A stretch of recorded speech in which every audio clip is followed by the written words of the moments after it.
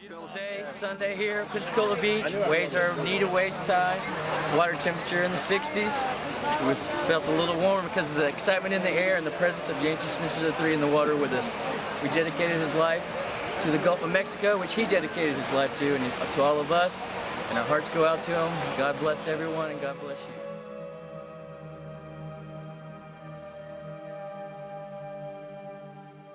Beautiful day. For a great man. We're so glad that we all got to be here for it. And words can't describe how much he meant to this whole community, surfers and. Yeah, we all looked up to him. He was the man here from the time we first started surfing, and he was ripping already. Until now, it couldn't have been any better. More people turned out than I saw for the thing. You know, it's personal to me, and you don't know this, and I really haven't told anybody. You know, when my dad died when I was 17, Yancy. Took me on my first surf trip and gave me my first Bible. And I'll never forget it. It changed my life forever. I'll never go surfing again and not think of Yancy Smith III. Thank you, Yancy. I'm Scott Shepard. We just wish you were. There we go. This is Scott Shepard.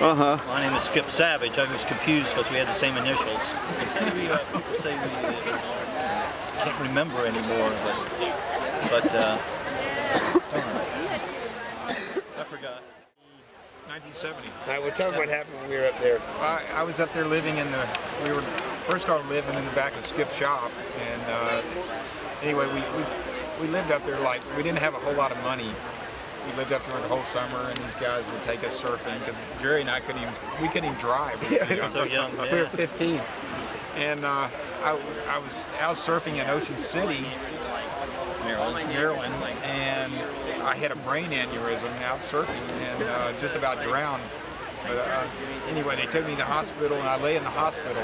That evening, the story goes that Yancy pulled all the guys together that were living at the campground at Southside and said, everybody come in the tent, we're going to pray for Shepard. That's what he kind of called me all the time, was Shepard. Not Scott Shepard, it's Shepard. He said, we got to pray for Scott because he's dying in the hospital. And that's, that's just the compassion that Yancy had for his brothers. And we were all his friends and his brothers. Whoever he touched physically, he kept in his prayers. And that's, again, shows the stature of the man and his character. A little quiet time. There were these two middle school kids there, a girl and a guy, 12, 13, and they were walking through the graveyard, and I walked over to the grave and was looking at it, and this little girl comes over, and the guy, and she had an Interlight surf shop shirt on.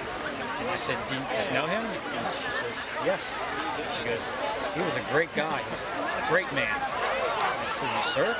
She said, yeah. The guy surfed, and I kept looking at her, and this was like my moment with Yancy. I'm standing there with this kid, and she just kept talking about him, how great he was. It was just so heart-moving that I said, well, you're going to stay here? You know, I live right over here.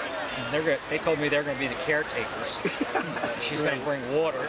She serves from here. Good metaphor. Little kid from Cantonment, karate champion. It's a creek surfer. He was, just a really nice, kind, gentle guy. We're going to miss him a lot.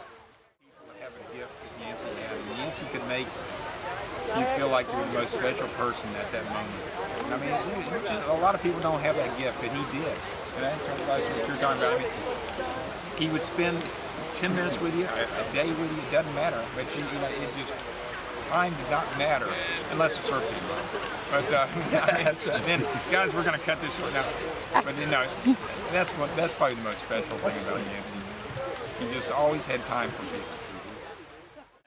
He would be on a trip in Costa Rica. He would come in, he would wake up, go check the surf, then come in and fix a bowl of cereal, have a glass of juice, have a little bit of time to himself, and then he'd go surfing. It didn't seem like, if we would do that, the wind would be blowing, the tide would be wrong by the time we got there, but the surf was just as good an hour later when he looked at it and went out as any other time. Yancy and I, we would call and talk to each other from different places throughout the world just about, and at the end of every conversation, no matter how long we hadn't seen each other, or it could have been 2 days ago, the conversation would always end. Me when I was a little Grom, and hopefully I can set the same example for my son. And it's really good to be back and see everybody. I was looking forward to seeing everybody all in one place again. This will probably never happen again. So many people in one place at one time. This is a beautiful, wonderful tribute to Yancy and how much he affected all of our lives. He was a mentor, a boss, a friend to me. Looked up to him. It's a testament to Yancy, just what a great man he was. And I was lucky because Yancy and I for the last 11 years have been shooting video a lot, and what I loved about Yancy was that he was the real deal. I got to travel with him. We had long car trips and airplane rides and those kind of things. And he was that same person behind the scenes. He wasn't somebody that talked one way in public and then was a different way behind the scenes. He was a very devout Christian, a very devout family man, and the most surf-addicted dude I ever knew. Look up here, pretty much empty, a few borders out here, but we had thousands of people here. It was very interesting to me because the day that I was sitting on the steps with Yancy and showing him the magazine, and he said, "Wow, this is cool." And Yancy came and met with me, and I got him started surfing, and then all of a sudden here I am standing in front of thousands of people, pretty much not ending it. I couldn't say that because his spirit just keeps going on, and he taught us so much. It just, it was from beginning to almost end, but yet it's not an end. It's something that we cherish now, that we should just look for the future in surfing. What I would like to see in surfing now is that there's a unity of the surf communities, such as Waterboys, Fluid, Interlight, to be peaceful with each other and to support each other, and have a unity. And I know that's what Yancy would like to have happen. So that's the story. And there you go. That's what it's all about. I want to thank everybody for coming out for this great Memorial Day. I want everybody to remember to, even though Yancy's gone, we're going to try to keep kicking. I started working in the surfboard factory with Billy Castor, married my sister, and he was the craftsman's craftsman. But then when it came to my surfing career and building surfboards, I hooked up in the early 60s to the 70s with Skip Fry. Then I met Yancy Spencer in 1969, and we had ATP surfboards, and then H. Warner surfboards, and then Interlight surfboards. I supplied his shop, made his boards, and then in 1977, consequently, Terry Fitzgerald became his licensee in the U.S. In 2011, I'm still working with Terry Fitzgerald. From 1990 until 2000, Skip Fry and I had a surf shop. It was called Harry's because my real first name is Harry and his real first name is Harry. My dad's first name is Harry. His dad's first name is Harry. So we named the shop Harry's. Harrys apostrophe. Not meaning possessed by Harry's, but a bunch of Harry's. So I count myself pretty fortunate that the icon of soul, Skip Fry, was a business partner. The Sultan of Speed, the icon of the shortboard era, Terry Fitzgerald, was a business partner.